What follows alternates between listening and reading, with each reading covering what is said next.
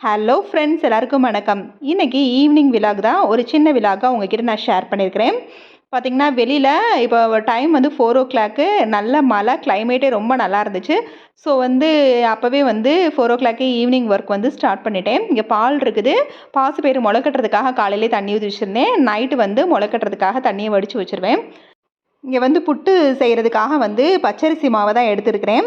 இதை புட்டு செஞ்சு வச்சிட்டோம்னா ஈவினிங் சாமிக்கு நைவேத்தியமாகவும் படைச்சிக்கலாம், நம்மளும் சாப்பிட்டுக்கலாம். அப்படிங்கிறதுக்காக புட்டு செய்கிறதுக்காக பச்சரிசி மாவு கொஞ்சம் உப்பு போட்டு இங்கே நல்லா சுடு தண்ணி கொஞ்சம் வாமாவாக எடுத்து வச்சுருக்கிறேன். அதை வச்சே நான் புட்டுக்கு மாவு பிணைஞ்சு இட்லி சட்டியில் புட்டை ரெடி பண்ணி வச்சிடுறேன். அது இருக்க நேரத்துலேயே தேங்காவையும் எடுத்து தேங்காய் துருவி வச்சிடலாம் அப்படின்னு சொல்லிட்டு தேங்காவையும் உடச்சி தேங்காய் துருவி எடுத்து வச்சுக்கிறேன். தேங்காய் துருவி வச்சிட்டோம்னா புட்டு வேகிறதுக்கு எப்படியும் ஒரு 15 நிமிஷம் 20 நிமிஷம் ஆகும். ஸோ அந்த நேரத்தில் சின்ன சின்ன வேலைகளை நம்ம பார்த்துக்கலாம் அப்படின்னு சொல்லிட்டு ஃபுல்லாக தேங்காவை துருவி வச்சுட்டேன். ஸோ இது வெந்துகிட்ருக்குது. எனக்கு மற்ற வேலைகள் இல்லை, ஏன்னா எல்லாமே வீடு துடைக்கிறது போடுற வேலையெல்லாம் மதியமே நான் முடிச்சு வச்சுட்டேன். ஸோ ஃப்ரீயாக தான் இருந்தேன். ஸோ புட்டும் இப்போ ரெடி ஆயிடுச்சு. ஸோ அதுலேயும் சுகரும் தேங்காய் பூவையும் போட்டு இந்த மாதிரி கரண்டிக்கு பின்புறம் வச்சு நம்ம கிளறப்ப நம்மளுக்கு நல்லாவே கிளறதுக்கு நல்லா இருக்கும். ஸோ அந்த மாதிரி தான் வச்சு கிளறி முடிச்சு புட்டையை ரெடி பண்ணி வச்சுட்டேன்.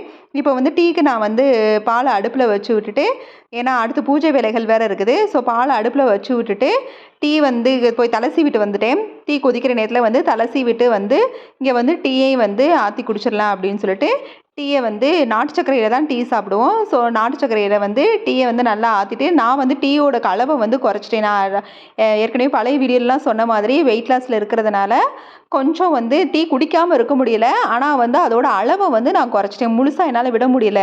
அதனால் டம்ளரோட சைஸை குறைச்சிட்டு அதுலேயுமே 1/4 டம்ளர் அளவுக்கு தான் நான் இப்போ டீ எடுத்துக்கிறேன். இந்த மாதிரி கொஞ்சம் கொஞ்சம் பார்த்து சின்ன சின்னதாக வெயிட் லாஸ்க்கு என்னென்ன பண்ண முடியுமோ அந்த தான் பண்ணிகிட்ருக்கேன். முழுசாக என்னால் சால்வ் ஆக முடியலை. ஸோ கொஞ்சம் கொஞ்சமாக சின்ன சின்ன விஷயங்களை மாற்றிக்கிட்டு இருக்கிறேன்.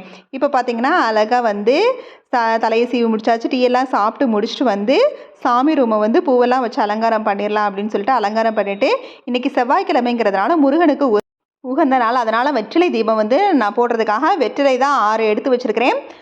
எடுத்து வச்சு அதில் அகல் விளக்கை வச்சு அதில் எண்ணெய் திரி அப்புறம் வெத்தலை காம்பெல்லாம் போட்டு ரெடியாக எடுத்து வச்சுருக்கிறேன். இது வாசலில் நிலவாசலில் விளக்கு போடுறதுக்காக அதுலேயும் அந்த அகல் விளக்குலையும் எண்ணெயும் திரியும் போட்டு வச்சுட்டேன். இப்போ நிலவாசலில் கொஞ்சம் மாக்கோலம், அதாவது இது பச்சரிசி மாவு, மஞ்சள் பொடி, அப்புறம் கொஞ்சமாக பச்சை கற்பூரத்தை பொடி பண்ணி இந்த மாதிரி மாவு கோலம் ரெடி பண்ணி வச்சுருக்கிறேன். இதை வச்சு நான் நிலவாசலில் கோலம் போடுறது, அப்புறம் பூஜை அறையில் இந்த மாதிரி கோலம் போடுறதுன்னு வச்சுக்கிறதுக்காக ஒரு பாக்ஸில் போட்டு வச்சுருக்கிறேன். இங்கே எலுமிச்சம்பழம் ஒரு பக்கம் குங்குமமும் இன்னொரு பக்கம் மஞ்சள் தடவி வச்சு அதையும் பூ வச்சு வச்சிடுறேன். அப்புறம் நிலவாசலில் மேலே மாயிலை கட்டுவேன். ஸோ மாயிலை வாரத்துக்கு ஒரு தடவை கட்டுவேன். மற்ற நாளில் அந்த நிலவாசலில் ஒரு பூவை மட்டும் வச்சு விட்டுருவேன். அங்கதுலேயும் சரி, நம்ம பூஜை அறை நிலவாசலையும் சரி பூவை மட்டும் வச்சு விட்டுருவேன். இங்கே நிலவாசலையும் தீபம் போட்டு அப்புறம் தசாங்க பொடிய சாம்பிராணியை இது இங்கே ஏற்றி வச்சிடுறேன். நிலவாசலில் இதெல்லாம் செஞ்சதுக்கப்புறமா பூஜை அறையில் போய் தீபம்லாம் ஏற்றி வெத்தலை தீபமும் ஏற்றி ஏற்கனவே நம்ம செஞ்சு வச்ச அந்த நைவேத்தியத்தை நான் புட்டையும் அங்கே எடுத்து வச்சுருக்கிறேன்.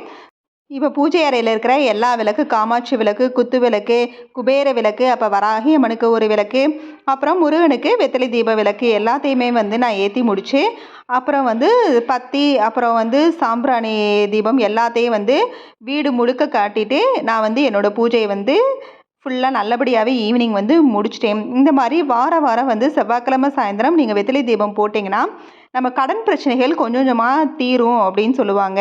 ஸோ நினச்சது நிறைவேறும் அப்படிங்கிற மாதிரி ஒரு ஐதீகம். எல்லாமே நம்ம நம்பிக்கை தானுங்க. கடவுளை நம்ம எந்த அளவுக்கு நம்புகிறோமோ அந்த அளவுக்கு நம்ம வாழ்க்கையில் வெற்றி கிடைக்குங்கிற நம்பிக்கையோடு தாங்க நம்ம பூஜைகளை செய்யணும்.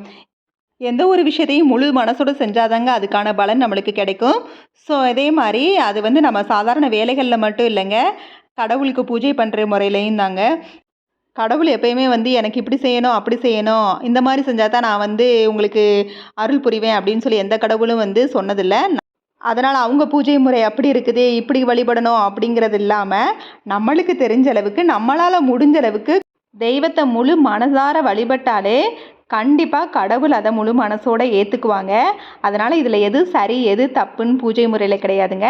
எல்லாத்துக்கும் நம்ம மனசு தான் காரணம். ஸோ இப்போ நான் வந்து ஈவினிங் பூஜையெல்லாம் முடிச்சுட்டு அடுத்ததாக நான் வாக்கிங் போக போகிறேன். எப்போயுமே ஈவினிங் டைம் என்னால் முடிஞ்ச அளவுக்கு ஒரு அரை மணி நேரம் ஒரு 45 நிமிஷம் சொல்லி நான் வந்து ரிலாக்ஸாக நடந்துருப்பேன். நடந்துட்டு அதுக்கப்புறமா வந்து ஒரு 7 7:30க்குள்ளே வந்து என்னோடய ஈவினிங் சாப்பாடை வந்து நான் முடிச்சிருவேன். இப்போ வந்து நான் பிட்டு வந்து நான் வேக வச்சது வீட்டில் இருக்கவங்களுக்கு தான் நான் எடுத்து கொடுத்தேன். நான் வந்து சாப்பிடவே இல்லை.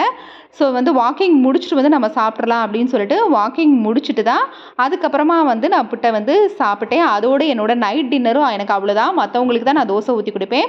நான் வந்து கொஞ்சம் வெயிட் லாஸில் வந்து கொஞ்சம் கொஞ்சமாக ஸ்டார்ட் பண்ணி இருக்கிறதுனால இப்போ கொஞ்சம் கொஞ்சமாக சில விஷயங்களை வந்து நான் செஞ்சிட்ருக்கிறேன்.